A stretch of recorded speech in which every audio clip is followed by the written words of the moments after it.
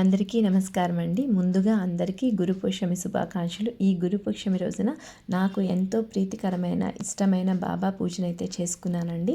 బాబా గారి పూజ చేసుకున్న తర్వాత నా మనసు చాలా ప్రశాంతంగా అనిపించింది. శ్రీ సాయి యొక్క మహిమని మీ అందరికీ కూడా చెప్పాలనిపించిందండి. ఓం శ్రీ సాయినాథాయ నమః.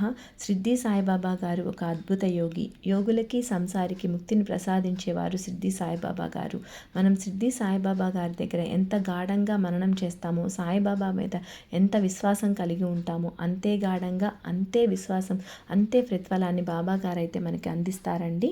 బాబా గారు మనకి అందరి జీవితాల్లోనూ కష్టాలు వస్తాయి, పరీక్షను ఎదుర్కొనే సమయం ప్రతి ఒక్కరికి ఎదురవుతుంది. కానీ బాబా గారి పైన దృఢ విశ్వాసం కలిగి శ్రద్ధాపూర్వకంగా పూజా ధ్యానం చేస్తూ ఉన్నట్లయితే అటువంటి సమయాల్లో కూడా మనం మనోనిబ్బరంతో వాటిని అధిగమించే విధంగా బాబా గారు అయితే మనకి కృపనైతే కటాక్షిస్తారండి. శ్రీ సాయి ముఖవచ్చస్సుని ధ్యానంలో పెట్టుకొని అన్నదం శరణం నాస్తి అంటూ దృఢ చిత్తంతో పూజకి సంకల్పించుకున్నట్లయితే మన సమస్త కోరికల్ని నెరవేరుస్తారు సిద్ధి సాయిబాబా గారు. కొంతమంది శ్రీ సాయిని భగవంతుని యొక్క భక్తులు అంటారు, కానీ మాలాంటి సాయి భక్తులకు మాత్రం ఆయన సాక్షాత్తు భగవంతుని అవతారమే. ఆయన దివి నుండి భువికి దిగి వచ్చిన నిర్గుణ నిరాకార అనంత దివ్య రూపం శ్రీ సాయి. ఆయన నివాసం షిర్డీ, ఆయన సర్వాంతర్యామి. ఈ విషయం భక్తులకి ఇప్పటికీ అనుభూతి కలుగుతూనే ఉంటుంది.